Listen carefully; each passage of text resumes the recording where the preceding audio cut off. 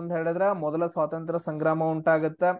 So ಅಲ್ಲೆಲ್ಲ ಬಂದೂಕುಗಳಿಗೆ ಏನ್ ಮಾಡ್ಕೊಡ್ತಿದ್ರು ಅಂತಂದ ಹೇಳಿದ್ರ ಮಾಂಸಗಳನ್ನ, ಹಸುಗಳದ್ದು ಪ್ರಾಣಿಗಳ ಮಾಂಸವನ್ನ ಮೆತ್ತಾ ಇದ್ರು. ಸೊ ಅದನ್ನ ಹಲ್ಲಿಂದ ತೆಗಿಬೇಕಿತ್ತು, ಆಮೇಲೆ ಬುಲೆಟ್ ಅನ್ನ ಹಾಕಿ ಫೈರ್ ಮಾಡ್ಬೇಕಿತ್ತು. ಇದೇನಂತಂದ ಹೇಳಿದ್ರೆ ಕೆಲವೊಂದು ಸಂಪ್ರದಾಯಗಳಿಗೆ ಸರಿ ಅನಿಸ್ಲಿಲ್ಲ, ವಿರೋಧ ಮಾಡ್ತಾರ. ಅದ್ರಲ್ಲಿ ತುಂಬಾ ಒಬ್ಬ ಇಂಪಾರ್ಟೆಂಟ್ ಯಾರಂತಂತ ಹೇಳಿದ್ರೆ ಸೈನಿಕ ಮಂಗಲ್ ಪಾಂಡೆ. ಇವು ಮಂಗಲ್ ಪಾಂಡೆ ಏನ್ ಮಾಡ್ತಪ್ಪ ಅಂತಂದ ಹೇಳಿದ್ರ ಒಬ್ಬ ಅಧಿಕಾರಿಯನ್ನ ಕೊಂದಾಕ್ ಬಿಡ್ತಾನ, ಶೂಟ್ ಮಾಡಿ ಕೊಂದಾಕ್ತಾನ. ಅಲ್ಲಿಂದ ಸ್ಟಾರ್ಟ್ ಆಗಿರೋ ಒಂದು ದಂಗೆ ಬೇರೆ ಬೇರೆ ಕಡೆಗಳಲ್ಲಿ ಏನಂತಂದ ಹೇಳಿದ್ರೆ ಸ್ಟಾರ್ಟ್ ಆಗತ್ತೆ. ನಾನು ಲಾಸ್ಟ್ ಕ್ಲಾಸ್ ಅಲ್ಲಿ ಹೇಳಿದೀನಿ ಎಲ್ಲೆಲ್ಲಿ ಯಾವ್ಯಾವ ದಂಗೆಗಳಾದವು ಅಂತಂದ ಹೇಳಿ. ಆ ದಂಗೆಗಳದ್ದು ನೇತೃತ್ವವನ್ನ ಯಾರು ವಹಿಸಿದ್ರು ಅಂತ ನೋಡ್ರಿ. ಆಮೇಲೆ ಅದಾದ ನಂತರ ನೆಕ್ಸ್ಟ್ ಸೊ ಆಕ್ಟ್ ಗಳು ಬರ್ತಾವ. ಅಲ್ಲಿ ಏನ್ ಮಾಡ್ತಾರ ಅಂದ್ರೆ ಎಲ್ಲಾರನು ಸೈಲೆಂಟ್ ಮಾಡ್ಬಿಡ್ತಾರ. ಬ್ರಿಟಿಷ್ ರಾಣಿ ಅಧಿಕಾರಕ್ಕೆ ಬರ್ತಾಳ, ಹಲವಾರು ಏನಂತಂದ್ರೆ ರಿಫಾರ್ಮ್ಸ್ ಗಳನ್ನ ತಗೊಂಡ್ ಬರ್ತಾರ. ಇದೆಲ್ಲ ಆದ ನಂತರ ನೆಕ್ಸ್ಟ್ ಏನ್ ಮಾಡ್ತಾರ ಅಂದ್ರೆ ನಮ್ ಭಾರತಕ್ಕೆ ಸ್ವಾತಂತ್ರ್ಯ ಬೇಕಲ್ಲ, 1885ರಲ್ಲಿ ಒಂದು ರಾಷ್ಟ್ರೀಯತೆಯನ್ನ ಹುಟ್ಟಾಕ್ಸ್ಬೇಕು ಅಂತಂದ ಹೇಳಿ ಸೊ ಕೆಲವು ಜನ ಏನ್ ಮಾಡ್ತಾರಂತ ಟ್ರೈ ಮಾಡಿ, ಇಲ್ಲಿದ ನೋಡ್ರಿ, ಇಲ್ಲಿ ನೀವು ಡಯಾಗ್ರಾಮ್ ಅಲ್ಲಿ ನೋಡ್ಬೋದು. ಇವ್ ಏನ್ ಮಾಡ್ತಾ ಅಂತಂತ ಹೇಳಿದ್ರ ಎ.ಓ. ಹ್ಯೂಮ್ ಅಂತ ಹೇಳ್ತೀವಿ ಇವನನ್ನ. ಸೊ ಇವ್ರ ಏನ್ ಮಾಡ್ತಾರಂತಂತ ಹೇಳಿದ್ರೆ ಒಂದು ದೊಡ್ಡ ಸಂಘವನ್ನ ಕಟ್ತಾರ. ಸೊ ಅದನ್ನ ನಾವೇನಂತ ಕರಿತೀವಿ ಅಂದ್ರೆ ಇಂಡಿಯನ್ ನ್ಯಾಷನಲ್ ಕಾಂಗ್ರೆಸ್ ಅಂತ ಕರಿತೀವಿ, INC ಅಂತ ಕರಿತೀವಿ.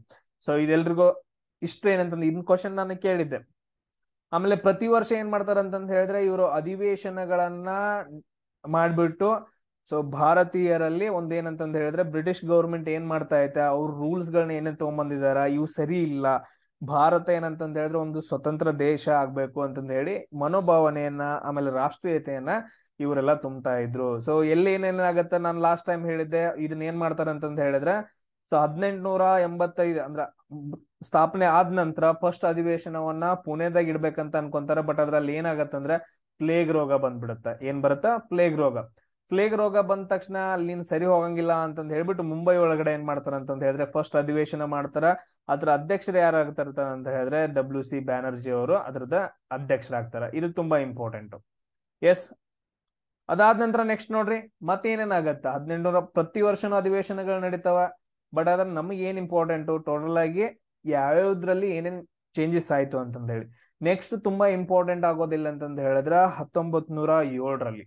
ಸೊ 1907ರಲ್ಲಿ ಏನಾಗತ್ತ ಅಂತಂದ ಹೇಳಿದ್ರ ಸೂರತ್ ಒಡಕು ಉಂಟಾಗತ್ತ. ಅದನ್ನ ನಾವು ಡಿಸ್ಕಷನ್ ಮಾಡ್ತಾ ಹೋಗೋಣ.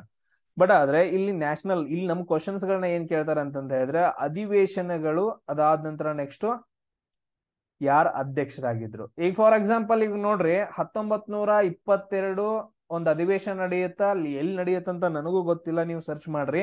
ಸೊ ಅದ್ರಲ್ಲಿ ಏನ್ ಮಾಡ್ತಾರ ಅಂತಂದ ಹೇಳಿದ್ರೆ ಸರೋಜಿನಿ ನಾಯ್ಡು ಅವ್ರು ಏನ್ ಮಾಡ್ತಾರ ಅಂತಂದ ಹೇಳಿದ್ರೆ ಅಧ್ಯಕ್ಷರಾಗ್ತಾರ. ಸೊ ಭಾರತದ ಮೊದಲ ಮಹಿಳೆ ಏನಂತಂದ ಹೇಳಿದ್ರೆ ಅಧ್ಯಕ್ಷರಾಗ್ತಾಳ. ಅದನ್ನು ಕ್ವಶನ್ ಕೇಳಿದಾರ. ಅದಾದ ನಂತರ ನೆಕ್ಸ್ಟ್ ನೋಡ್ರಿ 1917ರಲ್ಲಿ ಏನಂತಂದ ಹೇಳಿದ್ರೆ ಸೊ ಒಂದು ಅಧಿವೇಶನ ನಡೀತಾ, ಅದು ಎಲ್ಲಿ ನಡೆಯುತ್ತೆ ಅಂತ ನೋಡ್ರಿ, ಆನ್ಸರ್ ಹಾಕ್ರಿ. ಸೊ ಅದ್ರಲ್ಲಿ ಯಾರಂತಂದ ಹೇಳಿದ್ರೆ ಆನಿ ಬೆಸೆಂಟ್ ಅವ್ರು ಏನಂತಂದ ಹೇಳಿದ್ರೆ ಅಧ್ಯಕ್ಷರಾಗ್ತಾರ. ಮೊದಲ ಮಹಿಳೆ, ಫಾರಿನ್ ಆಮೇಲೆ ಇಂಡಿಯಾ ಸೇರ್ಬಿಟ್ಟು ಮೊದಲ ಮಹಿಳೆ ಇದು ಕಾಂಗ್ರೆಸ್ ಅಧಿವೇಶನ ಅಧ್ಯಕ್ಷರು ಯಾರಾಗಿದ್ರು ಅಂದ್ರೆ ಆನಿ ಬೆಸೆಂಟ್. ಭಾರತದ ಯಾವ ಮೊದಲ ಮಹಿಳೆ ಅಂತ ಕೇಳಿದ್ರು ಅಂತಂದ ಹೇಳಿದ್ರೆ ಸರೋಜಿನಿ ನಾಯ್ಡು ಅಂತಂದ ಹೇಳ್ಬೇಕು. ಆಮೇಲೆ ನೆಕ್ಸ್ಟ್ ನೋಡ್ರಿ 1924ರಲ್ಲಿ ಬೆಳಗಾವಿ ಒಳಗಡೆ ಏನಂತಂದ ಹೇಳಿದ್ರೆ ಅಧಿವೇಶನ ನಡೆಯುತ್ತಾ. ಈ ಬೆಳಗಾವಿ ಒಳಗಡೆ ಮಹಾತ್ಮ ಗಾಂಧೀಜಿ ಅವರು ಅಂದ್ರೆ ಏಕೈಕ ಅಧಿವೇಶನದಲ್ಲಿ ಭಾಗವಹಿಸಿದ್ದು, ಆದ್ಮೇಲೆ ಅಧ್ಯಕ್ಷರಾಗಿದ್ದ ಯಾವ್ದು ಅಂತಂದ ಹೇಳಿದ್ರೆ ಬೆಳಗಾವಿ ಅಧಿವೇಶನ 1924ರಲ್ಲಿ ಏನಾಗತ್ತಂದ್ರ ಸ್ಟಾರ್ಟ್ ಆಗತ್ತ. ಸೊ ಈ ತರ ಏನಂತಂದ ಹೇಳಿದ್ರೆ ಕ್ವಶನ್ಸ್ ಗಳನ್ನ ಕೇಳ್ತಾರೆ. ಅದಾದ ನಂತರ 1929ರಲ್ಲಿ ಸ್ವರಾಜ್ ಘೋಷಣೆ, ಪೂರ್ಣ ಸ್ವರಾಜ್ ಅಂತಂದ ಹೇಳ್ತೀವಿ. ಆಮೇಲೆ ನೆಕ್ಸ್ಟ್ ನೋಡ್ರಿ 1938ರಲ್ಲಿ ಅನ್ಕೊಂತೀನಿ, ಕರೆಕ್ಟ್ ಆಗಿ ಚೆಕ್ ಮಾಡಿ. 1938ರಲ್ಲಿ ಸುಭಾಷ್ ಚಂದ್ರ ಬೋಸ್ ರವ್ರು ಏನಂತಂದ ಹೇಳಿದ್ರೆ ಶಿರ್ಪುರ್ ಅಂತಂದ ಹೇಳಿ, ಶಿರ್ಪುರದ ಅಧ್ಯಕ್ಷ, ಅದು ಏನೇನೋ ಬರ್ತಾವ ನೋಡ್ರಿ, ಅವ್ರದ್ದು ಅಧ್ಯಕ್ಷರಾಗ್ತಾರ.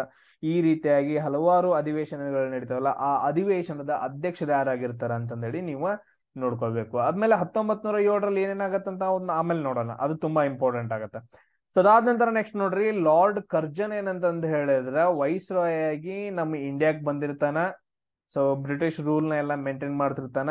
ಇವ್ರದ್ದು ಏನಂತಂದ ಹೇಳಿದ್ರೆ ಡಿವೈಡ್ ಅಂಡ್ ರೂಲ್ ಅಂತಂದ ಹೇಳಿ, ಒಡೆದು ಆಳುವ ನೀತಿ ಅಂತಂದ ಹೇಳ್ತೀವಿ. ಕನ್ನಡದಾಗ ಏನಂತ ಹೇಳ್ತೀವಿ ಅಂದ್ರೆ ಒಡೆದು ಆಳುವ ನೀತಿ. ಅಂದ್ರೆ ಇವಾಗ ಇಬ್ಬರು ಜನ ಇದ್ರು ಅಂತಂದ ಹೇಳಿದ್ರೆ ಇವ್ರ ಮಿಡಲ್ ಹೋಗ್ಬಿಟ್ಟು ಅವ್ರಿಗಿಬ್ರಿಗೆ ಜಗಳ ಹಚ್ಚಿ ಒಬ್ಬರನ್ನ ಸೋಲಿಸ್ಬಿಟ್ಟು ಇನ್ನೊಬ್ಬನ ಏನಂತ ಅಧೀನದಲ್ಲಿ ಒಡೆದು ಆಳುವ ನೀತಿ ಅಂತಂದ ಹೇಳ್ತೀವಿ ಇದನ್ನ. ಸೊ ಇದೆಲ್ಲ ನಾರ್ಮಲ್ ಆಗಿ ಏನಂತಂದ ಹೇಳಿದ್ರೆ ಬ್ರಿಟಿಷರ ವಿರುದ್ಧ ಬಂಗಾಳ ಒಳಗಡೆ ಏನಂತಂದ ಹೇಳಿದ್ರೆ ಅತಿ ಹೆಚ್ಚು ಚಳವಳಿಗಳಾಗ್ತಾ ಇರ್ತವ. ಮೇನ್ ಸೆಂಟರ್ ಅದೇ ಇರುತ್ತ. ಇದನ್ನ ಗುರುತಿಸ್ಕೊಂಡು ಲಾರ್ಡ್ ಕರ್ಜನ್ ಇದ್ದ ಏನ್ ಮಾಡ್ತಾನ ಅಂದ್ರೆ ಇವ್ರನ್ನ ಒಡೆದ್ ಬಿಡೋಣ, ಒಡೆದ್ ಬಿಡೋಣ ಅಂತಂದ್ ಹೇಳ್ಬಿಟ್ಟು ಪೂರ್ವ ಬಂಗಾಳ ಮತ್ತು ಪಶ್ಚಿಮ ಬಂಗಾಳ, ಇದು ಪಶ್ಚಿಮ ಬಂಗಾಳ ಆಮೇಲೆ ಇದು ಪೂರ್ವ ಬಂಗಾಳ ಅಂತಂದ್ ಹೇಳಿ ಎರಡು ಡಿವೈಡ್ ಮಾಡ್ತಾನ. ಪಶ್ಚಿಮ ಬಂಗಾಳದಲ್ಲಿ ಹಿಂದೂಗಳು ಜಾಸ್ತಿ ಇದ್ರೆ ಪೂರ್ವ ಬಂಗಾಳದಲ್ಲಿ ಮುಸ್ಲಿಂ ಜನಸಂಖ್ಯೆ ಜಾಸ್ತಿ ಇರುತ್ತೆ. ಇದನ್ನ ಡಿವೈಡ್ ಮಾಡಿ ನೀವು ಸಪರೇಟ್ ಆಗ್ರಿ, ನಿಮ್ಗೆ ಸಪರೇಟ್ ಎಲ್ಲ ಏನಂತಂದ್ ಹೇಳಿದ್ರೆ ಮತಗಡ್ಡೆಗಳು ಬೇಕು, ಸಪರೇಟ್ ಲೀಡರ್ಸ್ ಬೇಕು ಅಂತಂದ್ ಹೇಳಿ ಅವ್ರಲ್ಲಿ ಏನಂತಂದ್ ಹೇಳಿದ್ರೆ ಮನದಲ್ಲಿ ತುಂಬಿಟ್ಟು ಡಿವೈಡ್ ಮಾಡಿಬಿಡ್ತಾನ. 1905 ಅಕ್ಟೋಬರ್ 16 ಏನಂತಂದ್ ಹೇಳಿದ್ರೆ ಬಂಗಾಳದ ವಿಭಜನೆ ಆಗತ್ತ. ಇದನ್ನ ತುಂಬಾ ಸಾರಿ ಕ್ವಶನ್ ಕೇಳಿದಾರೆ PSI, PC, SSC ಒಳಗಡೆ. 16 ಅಕ್ಟೋಬರ್ 1905 ಏನಾಗತ್ತ, ವಿಭಜನೆ ಆಗತ್ತ, ಪಾರ್ಟಿಷನ್ ಆಗತ್ತ. So on the basis of religion, ಹಿಂದೂಗಳು ಆಮೇಲೆ ಮುಸ್ಲಿಂ ಅಂತಂದ್ ಹೇಳಿ ಡಿವೈಡ್ ಮಾಡ್ಬಿಡ್ತಾನ. ಇದು ತುಂಬಾ ಇಂಪಾರ್ಟೆಂಟ್ ಆಗತ್ತ. ಇಲ್ಲಿಂದ ಏನಂತಂದ್ ಹೇಳಿದ್ರೆ ಈ ತರ ಆದ್ರೆ ಸರಿ ಹೋಗಂಗಿಲ್ಲ ಅಂತಂದ್ ಹೇಳಿ ಹಲವಾರು ಚಳುವಳಿಗಳು ಏನಂತಂದ್ ಹೇಳಿದ್ರೆ ಸ್ಟಾರ್ಟ್ ಆಗ್ತಾವ ನಮ್ಮ ಭಾರತದಲ್ಲಿ. ಅದ್ರಲ್ಲಿ ತುಂಬಾ ಇಂಪಾರ್ಟೆಂಟ್ ಒಂದು ಚಳುವಳಿ ಯಾವ್ದು ಹುಟ್ಟಾಗತ್ತಪ್ಪ ಅಂತಂದ್ ಹೇಳಿದ್ರೆ ಸ್ವದೇಶಿ ಚಳವಳಿ ಅಂತಂದ್ ಹೇಳ್ತೀವಿ. ಏನಿದು 1905 ಸ್ವದೇಶಿ ಚಳವಳಿ ಅಂದ್ರೆ ಸ್ವ ಅಂತಂದ್ ಹೇಳಿದ್ರೆ ಸೆಲ್ಫ್, ನಮ್ಮಲ್ಲಿ ನಮ್ಮದ್ ನಾವೇ ಸ್ವ ಅಂತಂದ್ ಹೇಳ್ತೀವಿ. ಅದಾದ ನಂತರ ದೇಶ ಅಂತಂದ್ ಹೇಳಿದ್ರೆ ಕಂಟ್ರಿ, ಸ್ವದೇಶಿ ಅಂತಂದ್ ಹೇಳಿದ್ರೆ ನಮ್ಮಲ್ಲಿ ನಾವೇ ಅಂತಂದ್. ಸಿಂಪಲ್ ಆಗಿ ಹೇಳ್ತೀನಿ ನೋಡ್ರಿ, ಇಲ್ಲಿ ಏನಂತಂದ್ ಹೇಳಿದ್ರೆ ಭಾರತದಲ್ಲಿ ಉತ್ಪಾದನೆ ಆಗುವಂತಹ ವಸ್ತುಗಳನ್ನೇ ನಾವು ಯೂಸ್ ಮಾಡ್ಬೇಕು. ಬ್ರಿಟಿಷರಿಂದ ಏನೇನ್ ಬರ್ತಿದ್ವಲ್ಲ ಫಸ್ಟ್ಗೆ, ಇವಾಗ ನಮ್ ಕಡೆಯಿಂದ ಹತ್ತಿ ತಗೊಂಡ್ ಹೋಗ್ತಿದ್ರು, ಆ ಕಡೆಯಿಂದ ಡ್ರೆಸ್ ಗಳು ಬರ್ತಾ ಇದ್ವು. ನಮ್ಮಲ್ಲಿರೋ ಟೆಕ್ಸ್ಟೈಲ್ ಇಂಡಸ್ಟ್ರಿ ಏನಂತಂದ್ ಹೇಳಿದ್ರೆ ಪಾತಾಳಕ್ ಹೋಗಿತ್ತು, ಯಾರು ತಗೊಂತಾ ಇರ್ಲಿಲ್ಲ. ಎಲ್ಲ ಏನಂತಂದ್ ಹೇಳಿದ್ರೆ ಬ್ರಿಟಿಷರಿಂದ. ಇವಾಗ ರೀಸೆಂಟ್ಲಿ ಮೋದಿ ಕೂಡ ಏನ್ ಮಾಡಿದಾರೆ ನೋಡ್ರಿ, ಸ್ವದೇಶಿ ಮೂವ್ಮೆಂಟ್. ಅದು ಕೂಡ ಮೋದಿ ಏನ್ ಮಾಡಿದಾರೆ ಅಂತಂದ್ ಹೇಳಿದ್ರೆ ಚೀನಾದ್ ಏನಂತಂದ್ ಹೇಳಿದ್ರೆ ಒಂದ್ ಪ್ರಾಡಕ್ಟ್ ಯೂಸ್ ಮಾಡೋಂಗಿಲ್ಲ, ಬೈಕಾಟ್ ಮಾಡ್ಬೇಕು ಅಂತಂದ್ ಹೇಳಿದ್ರೆ. ಸೇಮ್ ಅದೇ ತರ ಬ್ರಿಟಿಷರಿಂದ ಬರುವಂತಹ ವಸ್ತುಗಳನ್ನ ಬಿಟ್ಬಿಟ್ಟು ಏನ್ ಮಾಡ್ಬೇಕು, ಓನ್ಲಿ ಭಾರತದಲ್ಲಿ ಅಂದ್ರೆ ಭಾರತದಲ್ಲಿ ಉತ್ಪಾದನೆ ಆದಂತಹ ವಸ್ತುಗಳನ್ನ ನೀವು ಯೂಸ್ ಮಾಡ್ಕೋಬೇಕಂತಂದ್ ಹೇಳಿ ಸೊ ಏನ್ ಮಾಡ್ತಾರೆ ಅಂದ್ರೆ ಈ ಚಳವಳಿಲಿ ಸ್ಟಾರ್ಟ್ ಆಗತ್ತ. ಸೊ ಇದ್ರಲ್ಲಿ ಮೇನ್ ತುಂಬಾ ಇಂಪಾರ್ಟೆಂಟ್ ಯಾರು ಅಂತಂದ್ ಹೇಳಿದ್ರೆ ಬಾಲ್ ಗಂಗಾಧರ್ ತಿಲಕರು. ಸೊ ಅದಾದ ನಂತರ ನೆಕ್ಸ್ಟ್ ನೋಡ್ರಿ ಲಾಲಾ ಲಜಪತ್ ರಾಯ್, ತುಂಬಾ ಇಂಪಾರ್ಟೆಂಟ್. ಲಾಲಾ ಲಜಪತ್ ರಾಯ್, ಆಮೇಲೆ ಬಿಪಿನ್ ಚಂದ್ರ ಪಾಲ್, ಲಾಲ್ ಬಾಲ್ ಪಾಲ್ ಅಂತಂದ್ ಹೇಳ್ತೀವಿ. ಆಮೇಲೆ ಅವ್ರ ಜೊತೆಗೆ ಇನ್ನೊಬ್ರು ಯಾರು ಅಂತಂದ್ ಹೇಳಿದ್ರೆ ಅರವಿಂದ್ ಘೋಷ್ ಅಂತಂದ್ ಹೇಳ್ತೀವಿ. ಇವರು ತೀವ್ರಗಾಮಿಗಳು. ಇವರೆಲ್ಲ ಏನಂತಂದ್ ಹೇಳಿದ್ರೆ ತೀವ್ರಗಾಮಿಗಳು, ಹಿಂಸಾತ್ಮಕ ಚಟುವಟಿಕೆಗಳನ್ನ ಮಾಡ್ಬಿಟ್ಟು ಏನಂತಂದ್ ಹೇಳಿದ್ರೆ ಸೊ ಬೈಕಾಟ್ ಮಾಡ್ತಾರ. ಇದು ತುಂಬಾ ಇಂಪಾರ್ಟೆಂಟ್ ಆಗತ್ತ. ಎಸ್. ಸೊ ಅದಾದ ನಂತರ ನೆಕ್ಸ್ಟ್ ನೋಡ್ರಿ, ಇದು ಸ್ವದೇಶಿ ಮೂವ್ಮೆಂಟ್ ಸ್ಟಾರ್ಟ್ ಆಯ್ತಾ, ಎಲ್ಲಾನು ಬೈಕಾಟ್ ಮಾಡ್ಬೇಕು. ಓನ್ಲಿ ಬ್ರಿಟಿಷ್ ಗೂಡ್ಸ್ ಗಳನ್ನ ಅಂತಂತ ಹೇಳಿದ್ರೆ ಬ್ರಿಟಿಷರಿಂದ ಬರುವಂತಹ ವಸ್ತುಗಳನ್ನ ಬೈಕಾಟ್ ಮಾಡ್ಬೇಕು. ಓನ್ಲಿ ಇಂಡಿಯನ್ ಪ್ರಾಡಕ್ಟ್ಸ್ ಗಳನ್ನ ಯೂಸ್ ಮಾಡ್ಕೋಬೇಕಂತಂದ್ ಹೇಳ್ತಾರ. ಸೊ 1906 ಏನಂತಂದ್ ಹೇಳಿದ್ರೆ ಮತ್ತೊಂದು ಅಧಿವೇಶನ ನಡೆಯುತ್ತಾ, ಕಾಂಗ್ರೆಸ್ ಅಧಿವೇಶನ. ಎಲ್ಲಿ ಅಂತಂದ್ ಹೇಳಿದ್ರೆ ಕೋಲ್ಕತ್ತಾದೊಳಗಡೆ. ಸೊ ಅದರದ ಅಧ್ಯಕ್ಷತೆಯನ್ನ ಯಾರು ವಹಿಸಿರ್ತಾರ ಅಂತಂದ್ ಹೇಳಿದ್ರೆ ದಾದಾಬಾಯಿ ನವರೋಜಿ ಅವರು. ಯಾರಪ್ಪ ಅಂತಂದ್ ಹೇಳಿದ್ರೆ ದಾದಾಬಾಯಿ ನವರೋಜಿ ಅವ್ರ ಏನಂತಂದ್ ಹೇಳಿದ್ರೆ ಅಧ್ಯಕ್ಷತೆಯನ್ನ ವಹಿಸಿರ್ತಾರ. ಸೊ ಇವ್ರ ಏನ್ ಮಾಡ್ತಾರ ಅಂತಂದ್ ಹೇಳಿದ್ರ ಈ ಸ್ವದೇಶಿ ಮೂವ್ಮೆಂಟ್ ಗೆ ಫುಲ್ ಸಿಗ್ನಲ್ ಕೊಟ್ಬಿಡ್ತಾರ.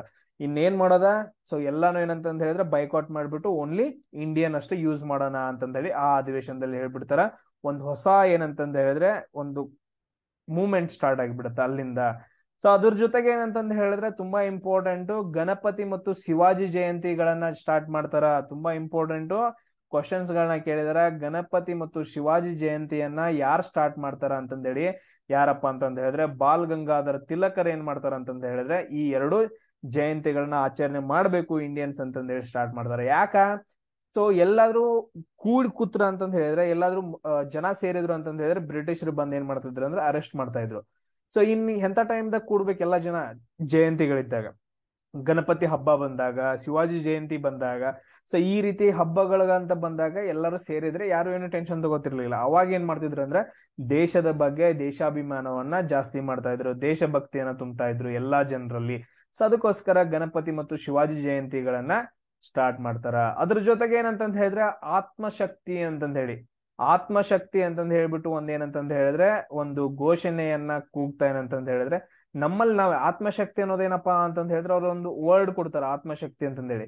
ಎಲ್ಲಾನು ಏನಂತಂದ್ ಹೇಳಿದ್ರೆ ನಮ್ ಇಂಡಿಯಾದಲ್ಲೇ ಆಗ್ಬೇಕು. ಇವಾಗ ಇಂಡಿಯನ್ ಟೆಕ್ಸ್ಟೈಲ್ಸ್ ಗಳನ್ನ ತಗೊಳ್ರಿ. ಸೊ ಈ ಟೆಕ್ಸ್ಟೈಲ್ ಮಿಲ್ಸ್ ಗಳನ್ನ, ಅದಾದ ನಂತರ ಸೋಪ್ ಫ್ಯಾಕ್ಟರಿ ಆಗಿರ್ಬೋದು, ಮ್ಯಾಚ್ ಫ್ಯಾಕ್ಟರೀಸ್ ಆಗಿರ್ಬೋದು, ಮಿಲ್ಕ್ ಆಗಿರ್ಬೋದು, ಮಿಲ್ಕ್ ಪ್ರಾಡಕ್ಟ್ಸ್ ಗಳಾಗಿರ್ಬೋದು, ಯಾವುದೇ ಎಲ್ಲವೂ ಏನಂತಂದ್ ಹೇಳಿದ್ರೆ ಭಾರತದಲ್ಲಿ ಏನಂತಂದ್ ಹೇಳಿದ್ರೆ ತಯಾರಾಗಿರ್ಬೇಕು. ಸೊ ಅದು ಭಾರತದವರೇ ತಯಾರು ಮಾಡಿರ್ಬೇಕು. ಅಂತದ್ಗಳನ್ನ ನೀವು ಯೂಸ್ ಮಾಡ್ಕೊಳ್ರಿ ಅಂತಂದ್ ಹೇಳಿ.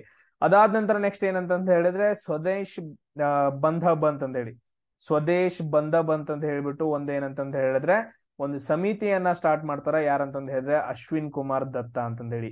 ಸ್ವದೇಶಿ ಮೂವ್ಮೆಂಟ್ ಆಗುವಾಗ ಸ್ವದೇಶಿ ಬಂದಬ್ ಸಮಿತಿ ಅಂತಂದ ಹೇಳಿ ಸ್ಟಾರ್ಟ್ ಮಾಡ್ತಾರ ಅಶ್ವಿನ್ ಕುಮಾರ್ ದತ್ತ ಅಂತಂದ ಹೇಳಿ. ಬಟ್ ಅದ್ರ ಇದು ಸಕ್ಸಸ್ ಆಗಂಗಿಲ್ಲ. ಯಾಕಂತಂದ ಹೇಳಿದ್ರೆ ಸಡನ್ ಆಗಿ ನೆಕ್ಸ್ಟ್ ಇಯರ್ 1907 ಕಾಂಗ್ರೆಸ್ ಅಧಿವೇಶನದಲ್ಲಿ ಏನಂತಂದ ಹೇಳಿದ್ರೆ ಒಡಕು ಉಂಟಾಗತ್ತ, ಬಿಕ್ಕಟ್ಟು ಉಂಟಾಗತ್ತ. ಅದರಿಂದ ಸ್ವದೇಶಿ ಮೂವ್ಮೆಂಟ್ ಏನಂದ್ರೆ ಫೇಲ್ಯೂರ್ ಆಗತ್ತ. ನಾವು ಅದ್ರ ಬಗ್ಗೆ ಇವಾಗ ನೋಡ್ಬೇಕು, ಏನಾಯ್ತು ಸ್ವದೇಶಿ ಮೂವ್ಮೆಂಟ್, ಹೆಂಗಾಯ್ತು ಸ್ಪ್ಲಿಟ್. 1907 ಏನಪ್ಪಾ ಅಂತಂದ ಹೇಳಿದ್ರೆ ಕಾಂಗ್ರೆಸ್ ಅಧಿವೇಶನ ನಡೀತಾ ಇರ್ಬೇಕಾಗತ್ತ. ಸೊ ಆಲ್ರೆಡಿ ಏನಂತಂದ ಹೇಳಿದ್ರೆ 1906 ಕಾಂಗ್ರೆಸ್ ಅಧಿವೇಶನ ನಡೆಯುತ್ತಾ. ಅದ್ರದ್ದು ಅಧ್ಯಕ್ಷತೆಯನ್ನು ಯಾರು ವಹಿಸಿರ್ತಾರೆ? ದಾದಾಬಾಯಿ ನವರೋಜಿ ಅವ್ರೇನಂತಂದ ಹೇಳಿದ್ರೆ ಅಧ್ಯಕ್ಷತೆಯನ್ನು ವಹಿಸಿರ್ತಾರ. ಕೋಲ್ಕತ್ತಾದಲ್ಲಿ ನಡೆದಿರುತ್ತೆ. ಅದ್ರಲ್ಲೇನು ಸ್ವದೇಶಿ ಮೂವ್ಮೆಂಟ್ ಸಕ್ಸಸ್ ಆಗ್ಬೇಕಂತಂದ ಹೇಳ್ತಾರ. ಸ್ವದೇಶಿ ಮೂವ್ಮೆಂಟ್ ಸಕ್ಸಸ್ ಆಗ್ತಾ ಇರುತ್ತೆ. ಅದಾದ ನಂತರ ಬ್ರಿಟಿಷ್ ವಸ್ತುಗಳನ್ನ ಬೈಕಾಟ್ ಮಾಡ್ಬೇಕು, ಬಿಟ್ ಬಿಡ್ಬೇಕು. ಬ್ರಿಟಿಷ್ ವಸ್ತುಗಳನ್ನ ಬೈಕಾಟ್ ಮಾಡ್ಬೇಕಂತಂದ ಹೇಳಿ ಓಕೆ ಬಿಟ್ ಬಿಡ್ತಾರ. ಆಮೇಲೆ ನ್ಯಾಷನಲ್ ಎಜುಕೇಶನ್ ಏನಂತಂದ ಹೇಳಿದ್ರೆ ನ್ಯಾಷನಲ್ ಎಜುಕೇಶನ್ ಇರ್ಬೇಕಂತ ಹೇಳ್ತಾರ. ಆಮೇಲೆ ಸೆಲ್ಫ್ ಗವರ್ಮೆಂಟ್ ಎಲ್ಲಾ ಏನಂತಂದ ಹೇಳಿದ್ರೆ ಸೆಲ್ಫ್ ಗವರ್ಮೆಂಟ್ ಇರ್ಬೇಕು, ಬ್ರಿಟಿಷ್ ರೂಲ್ಸ್ ಏನು ಇರಬಾರ್ದು ಅಂತಂದ ಹೇಳ್ತಾರ. ಎಲ್ಲಾ 4 ಏನಂತಂದ ಹೇಳಿದ್ರೆ ಪಾಸ್ ಮಾಡಿರೋದ್ರಿಂದ ಮಂದಗಾಮಿಗಳು ಮತ್ತು ತೀವ್ರಗಾಮಿಗಳ ನಡುವೆ ಯಾವುದೇ ಬಿಕ್ಕಟ್ ನಡೆಯಂಗಿಲ್ಲ 1906 ಅಧಿವೇಶನದಾಗ. ಬಟ್ ಅದ್ರ 1907 ಅಧಿವೇಶನದಾಗ ಏನಂತಂದ ಹೇಳಿದ್ರೆ ಎಲ್ಲಾ ಚೇಂಜ್ ಆಗಿಬಿಡುತ್ತ, ಜನ ಚೇಂಜ್ ಆಗಿಬಿಡ್ತಾರ. ಆ ಟೈಮಲ್ಲಿ ಏನಂತಂದ ಹೇಳಿದ್ರೆ ಮಂದಗಾಮಿಗಳು ಮತ್ತು ತೀವ್ರಗಾಮಿಗಳ ನಡುವೆ ಏನುಂಟಾಗತ್ತ? ಬಿರುಕುಂಟಾಗತ್ತ. 1907 ಅಧಿವೇಶನದ ಅಧ್ಯಕ್ಷರು ಮಂದಗಾಮಿಗಳಾಗ್ತಾರ. ಇಲ್ಲಿ ಬಟ್ ಆದ್ರೆ ಏನಾಗ್ತಿರ್ಬೇಕಿತ್ತು? ತೀವ್ರಗಾಮಿಗಳು ಎಲ್ಲರೂ ಸೇರ್ಬಿಟ್ಟು ನಮ್ಮಲ್ಲಿ ಬಾಲ್ ಗಂಗಾಧರ್ ತಿಲಕರ್ ಏನಂತಂದ ಹೇಳಿದ್ರೆ ಸ್ಟ್ರಾಂಗೆಸ್ಟ್ ಪರ್ಸನ್, ಅವ್ರನ್ನ ಏನ್ ಮಾಡ್ರಿ ಅಂತಂದ ಹೇಳಿದ್ರೆ ಅಧ್ಯಕ್ಷರನ್ನಾಗಿ ಮಾಡ್ರಿ ಅಂತಂದ ಹೇಳಿದ್ರೆ ಅವ್ರು ಕೇಳಂಗಿಲ್ಲ ಎಲ್ರು. ಅವಾಗ ಏನಂತಂದ ಹೇಳಿದ್ರೆ ಬಿರುಕುಂಟಾಗಿ ಇವೆರಡು ಏನಂತಂದ ಹೇಳಿದ್ರೆ ಸಪರೇಟ್ ಆಗಿ ಬಿಡ್ತಾರ. ಸೊ ಇದನ್ನ ನಾವೇನಂತ ಕರಿತೀವಿ ಅಂದ್ರ ಸೂರತ್ ಒಡಕು ಅಂತಂದ ಹೇಳ್ತೀವಿ. ಅವ್ರು ಒಂದ್ ಕಡೆ ಆಗ್ತಾರ, ಇವ್ರು ಒಂದ್ ಕಡೆ ಆಗ್ತಾರ, ಏನಾಗ್ಬಿಡ್ತಿಲ್ಲ. ಸೊ ಪ್ರಾಪರ್ ಆಗಿ ಏನಂತಂದ ಹೇಳಿದ್ರೆ ಯೂನಿಟಿ ಇದ್ರನೆ ಗೆಲ್ಲಕ್ ಸಾಧ್ಯ. ಯೂನಿಟಿ ಇರ್ಬೇಕು, ಅದೇ ಇರ್ಲಿಲ್ಲ ಅಂತಂದ ಹೇಳಿದ್ರೆ ಹೆಂಗ್ ಸಾಧ್ಯ? ಸೊ ಇಲ್ಲಿ 2 ಗ್ರೂಪ್ಗಳಾಗ್ತಾವ, ಮತ್ತೆ ಒಡೆದು ಆಳುವ ನೀತಿಯನ್ನ ಸ್ಟಾರ್ಟ್ ಮಾಡ್ತಾರೆ ಬ್ರಿಟಿಷರು. ಸೊ ಅದಕ್ಕೋಸ್ಕರ ನೋಡ್ರಿ. ಆಮೇಲೆ ಇನ್ನೊಂದ್ ಕ್ವಶನ್ ಕೇಳಿದಾರ ನೋಡ್ರಿ, ಇದು 1900 ಸೂರತ್ ಒಡಕು ಆಯ್ತಾ, ಇದೇನಪ್ಪಾ ಅಂತಂದ ಹೇಳಿದ್ರೆ ಸೂರತ್ ಅಲ್ಲಿ ನಡೆಯುತ್ತ. ಈ ಸೂರತ್ ಅನ್ನೋದೊಂದು ಸಿಟಿ ಐತಲ್ಲ, ಇದು ಯಾವ ನದಿಯ ದಡದಲ್ಲಿ ಐತಪ್ಪ ಅಂತಂದ ಹೇಳಿದ್ರ ತಪತಿ ನದಿಯ ದಡದಲ್ಲಿ ಐತೆ. ನನಗೆ ಇವಾಗ ನೀವ್ ಹೇಳ್ರಿ, ತಪತಿ ನದಿ ಯಾವ ಸಮುದ್ರವನ್ನ ಸೇರುತ್ತ? ಅದಾದ ನಂತರ ಎಲ್ಲಿ ಹುಟ್ಟುತ್ತ? ತಪತಿ ನದಿಯಲ್ಲಿ ಅಂತಂದ ಹೇಳಿದ್ರೆ ಎಲ್ಲಿ ಹುಟ್ಟುತ್ತ ಅಂತಂದೇಳಿ ನೋಡ್ರಿ. ಸೊ 26 ಡಿಸೆಂಬರ್ 1907 ಸೂರತ್ ಒಡಕು ಉಂಟಾಗತ್ತೆ. ಇಷ್ಟು ಪಾಯಿಂಟ್ಸ್ ಗಳನ್ನ ನೋಡ್ಕೊಡ್ರಿ. ಅದಾದ ನಂತರ ಮಿಂಟೋ ಮಾರ್ಲೆ ಏನಂತಂದ ಹೇಳಿದ್ರೆ ಆಕ್ಟ್ ಬರುತ್ತೆ, ತುಂಬಾ ಇಂಪಾರ್ಟೆಂಟ್, 1909. ಸೊ ಇದರಲ್ಲಿ ಒಂದೇ ಒಂದು ಚುನಾವಣಾ ಮತಗಟ್ಟೆಯನ್ನ ಕೊಡ್ತಾರ.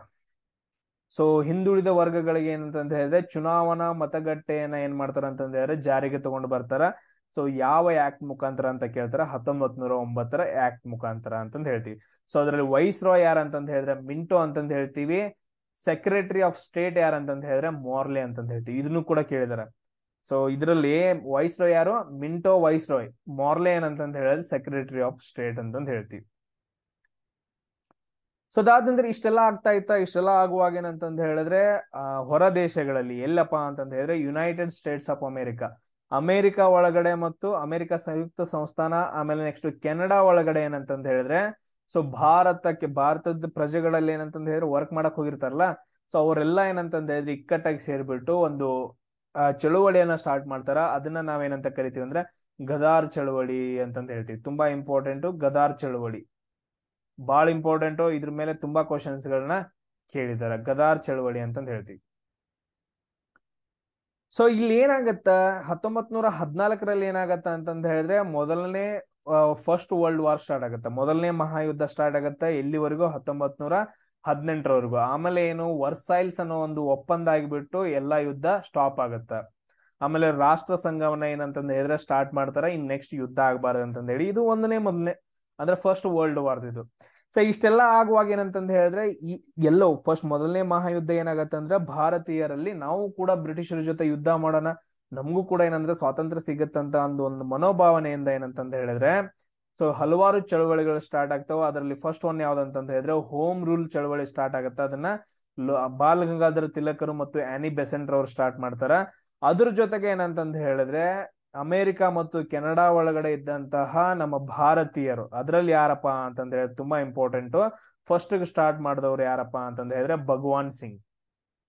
ಫಸ್ಟ್ ಗೆ ಯಾರು ಸ್ಟಾರ್ಟ್ ಮಾಡ್ತಾರ ಅಂತಂದ ಹೇಳಿದ್ರೆ ಭಗವಾನ್ ಸಿಂಗ್ ರವ್ರ ಏನಂತಂದ ಹೇಳಿದ್ರೆ ಸ್ಟಾರ್ಟ್ ಮಾಡ್ತಾರ.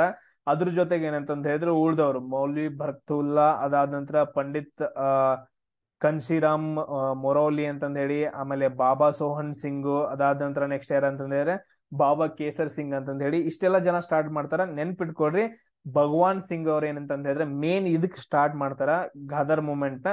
ಬಟ್ ಅದ್ರ ಅವ್ರ ಕಂಟಿನ್ಯೂಷನ್ ಆಗಂಗಿಲ್ಲ. ನೆಕ್ಸ್ಟ್ ಯಾರು ಸ್ಟಾರ್ಟ್ ಮಾಡ್ತಾರ ಅಂತಂದ ಹೇಳಿದ್ರೆ ಇದನ್ನ ಲಾಲ್ ಹರ್ದಯಾಳ್. ತುಂಬಾ ಇಂಪಾರ್ಟೆಂಟ್. ಲಾಲ್ ಹರ್ದಯಾಳ್ ಬಗ್ಗೆ ತುಂಬಾ ಕ್ವಶನ್ಸ್ ಗಳನ್ನ ಕೇಳಿದಾರ. ಆಮೇಲೆ ಗಾದರ್ ಮೂವ್ಮೆಂಟ್ ಬಗ್ಗೆ ಕೇಳಿದಾರ.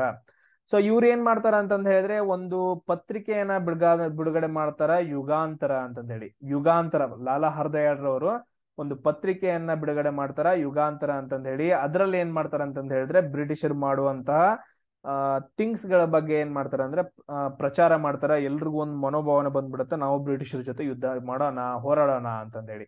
ಸೊ ಯುಗಾಂತರ ಅನ್ನೋದನ್ನ ಯಾರು ಬಿಡುಗಡೆ ಮಾಡ್ತಾರ? ಹರ್ದಯಾಳ್ ಅವರು. ಆಮೇಲೆ ಗಾದರ್ ಮೂವ್ಮೆಂಟ್ ಅನ್ನ ಯಾರು ಇದು ಮಾಡ್ತಾರ ಅಂತಂದ ಹೇಳಿದ್ರೆ, ಕಂಟಿನ್ಯೂ ಸ್ಟಾರ್ಟ್ ಮಾಡ್ತಾರ ಅಂತಂದ ಹೇಳಿದ್ರೆ ಹರ್ದಯಾಳ್ ಅವರು. ಸೊ ಆಮೇಲೆ ನೆಕ್ಸ್ಟ್ ಏನಂತಂದ ಹೇಳಿದ್ರೆ ಯುಗಾಂತರ ಆಶ್ರಮ ಅಂತಂದ ಹೇಳ್ಬಿಟ್ಟು ಏನಂತಾರ ಅಂತ ಹೇಳಿದ್ರೆ ಒಂದು ಆಶ್ರಮವನ್ನ ಸ್ಟಾರ್ಟ್ ಮಾಡ್ತಾರ. ಇಲ್ಲಿ ಏನಂತಂದ ಹೇಳಿದ್ರೆ ಬ್ರಿಟಿಷರ್ ಏನ್ ಹೊರಗೆ ಹಾಕಿರ್ತಾರಲ್ಲ, ಸೊ ರೆಫ್ಯೂಜಿಗಳಂತಂದ ಹೇಳ್ತೀವಿ, ಅವರೆಲ್ಲ ಏನಂತಂದ ಹೇಳಿದ್ರೆ ಯುಗಾಂತರ ಆಶ್ರಮದೊಳಗಡೆ ಬಂದ್ಬಿಟ್ಟು ನೆಲೆಸ್ತಾರ.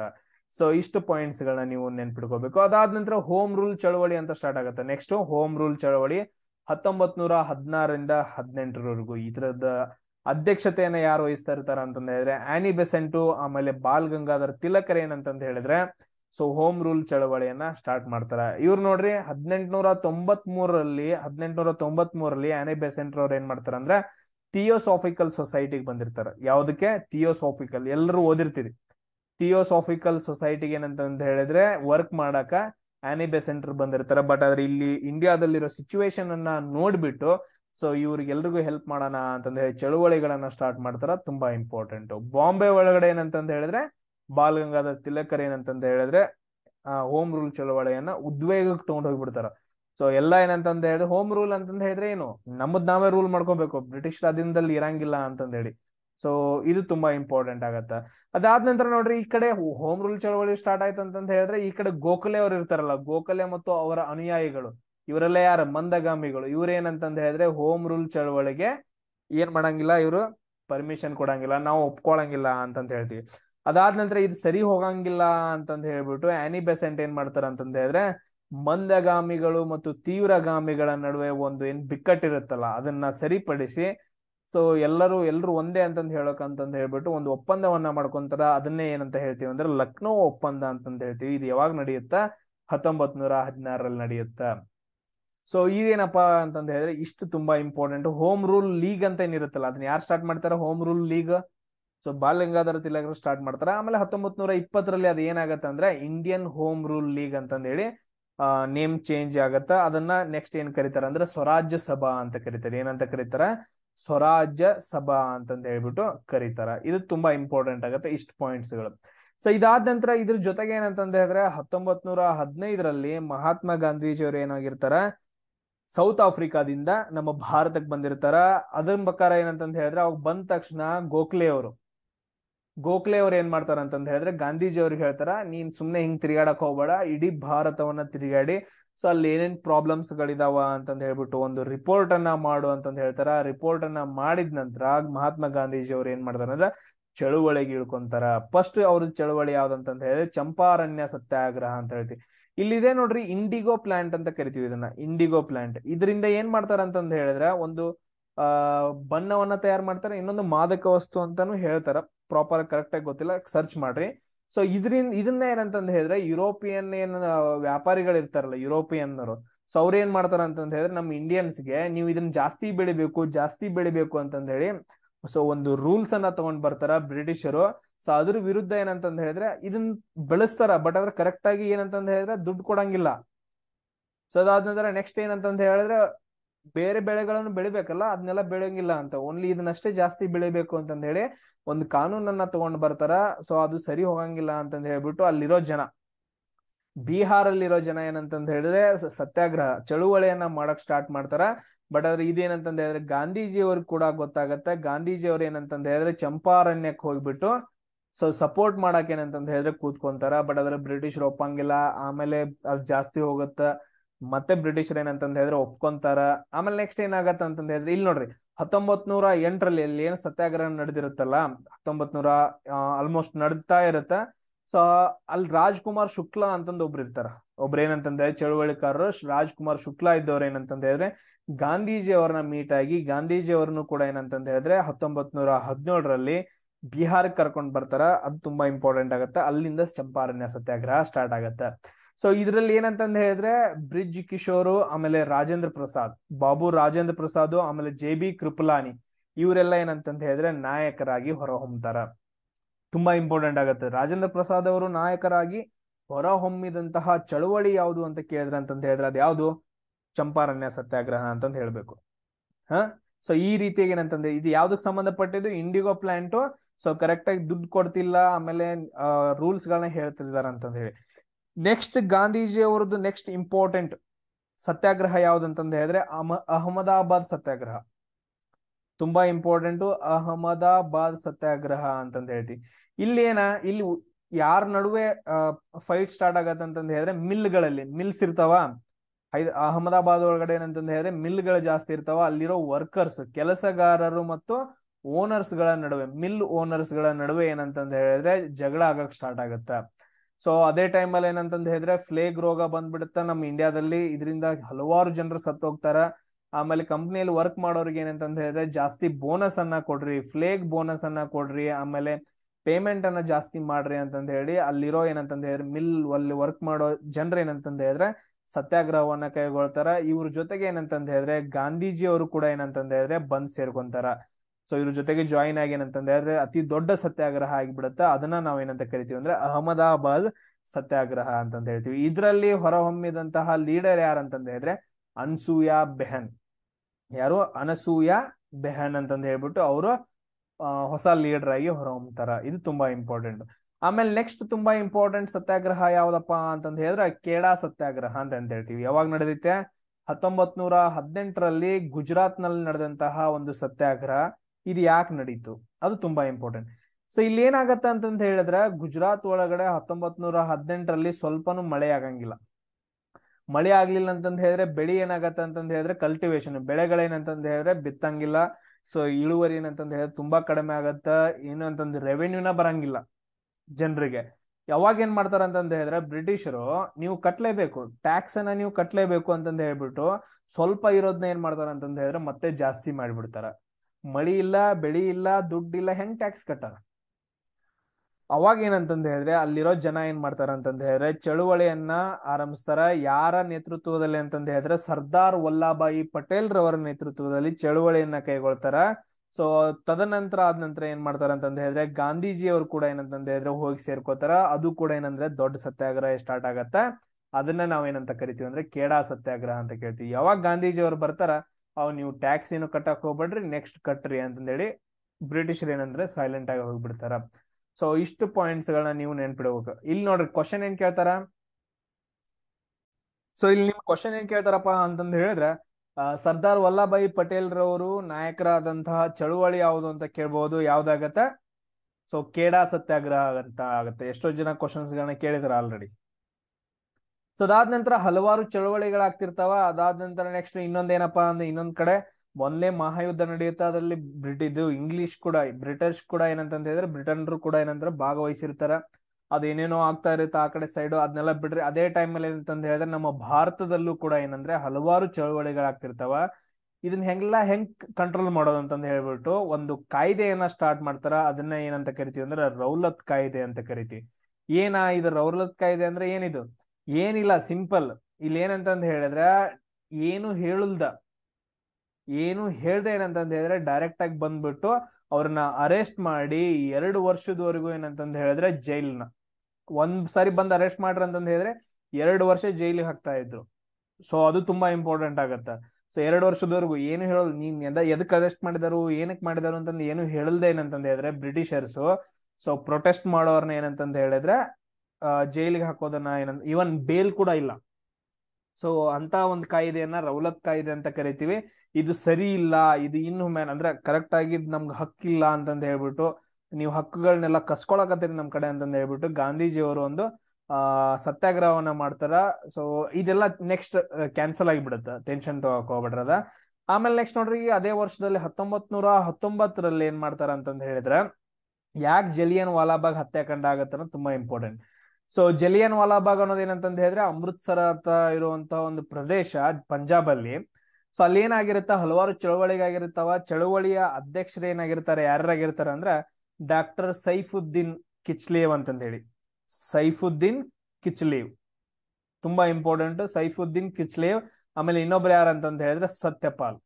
ಸೊ ಇವ್ರ ಇಬ್ಬರನ್ನು ಏನಂತಂದ ಹೇಳಿದ್ರೆ ಅರೆಸ್ಟ್ ಮಾಡಿರ್ತಾರ ಪಂಜಾಬ್ ಒಳಗಡೆ. ಸೊ ಇವ್ರನ್ನ ಯಾಕೆ ಅರೆಸ್ಟ್ ಮಾಡ್ರಿ, ಇವ್ರನ್ನ ಬಿಡುಗಡೆ ಮಾಡ್ರಿ ಅಂತಂದ ಹೇಳ್ಬಿಟ್ಟು ಜನರು ಏನಂತಂದ ಹೇಳಿದ್ರೆ ಒಂದ್ ಕಡೆ ಗುಂಪು ಕಟ್ಕೊಂಡ್ಬಿಟ್ಟು ಚಳುವಳಿಯನ್ನ ನಡೆಸ್ತಿರ್ತಾರ, ಎಲ್ಲಿ, ಜಲಿಯನ್ ವಾಲಾಬಾಗ್ ಒಳಗಡೆ. ಸೊ ಇದನ್ನ ಕಂಡ್ಬಿಟ್ಟು ಏನಂತಂದ ಹೇಳಿದ್ರೆ ಬ್ರಿಗೇಡಿಯರ್ ಜನರಲ್ ಡಯರ್ ಇದ್ದಾವ ಏನ್ ಮಾಡ್ತಾ ಅಂತಂದ ಹೇಳಿದ್ರೆ ಇವ್ರನ್ನ ಕೊಂದ್ ಹಾಕ್ರಿ ಅಂತಂದ ಹೇಳಿ ಸೊ ಅಲ್ಲಿರೋ ಸೋಲ್ಜರ್ಸ್ ಗಳಿಗೆ ಆರ್ಡರ್ ಅನ್ನ ಕೊಡ್ತಾನ. ಅವ್ರ ಏನ್ ಮಾಡ್ತಾರ ಅಂತಂದ ಹೇಳಿದ್ರೆ ಪಿಸ್ತೂಲ್ ಅನ್ನ ತಗೊಂಡ್ಬಿಟ್ಟು ಎಷ್ಟೋ ಜನರನ್ನ ಕೊಂದ್ ಹಾಕ್ಬಿಡ್ತಾರ. ಅದೇ ಏನಪ್ಪಾ ಅಂತಂದ ಹೇಳಿದ್ರೆ ಜಲಿಯನ್ ವಾಲಾಬಾಗ್ ಹತ್ಯಾಕಾಂಡ ಅಂತಂದ ಹೇಳ್ತೀವಿ. ಸೊ ಇದು ಯಾವಾಗ ನಡೆಯುತ್ತಾ, ಏಪ್ರಿಲ್ 13, 1919 ನಡೆಯುತ್ತೆ. ಸೊ ಇದೆಲ್ಲ ನಡೆಯುತ್ತಲ್ಲ, ಇದ್ರ ಮೇಲೆ ಏನಂತಂದ ಹೇಳಿದ್ರೆ ಒಂದು ಕಮಿಷನ್ ಬರುತ್ತಾ, ಅದನ್ನ ನಾವೇನಂತ ಕರಿತೀವಿ ಅಂದ್ರೆ ಹಂಟರ್ ಕಮಿಷನ್ ಅಂತಂದ ಹೇಳ್ತೀವಿ. ಸೊ ಇದ್ರ ಬಗ್ಗೆ ಸ್ಟಡಿ ಮಾಡಾಕ ನೆನ್ಪಿಟ್ಕೊಟ್ರು ಅದೊಂದು.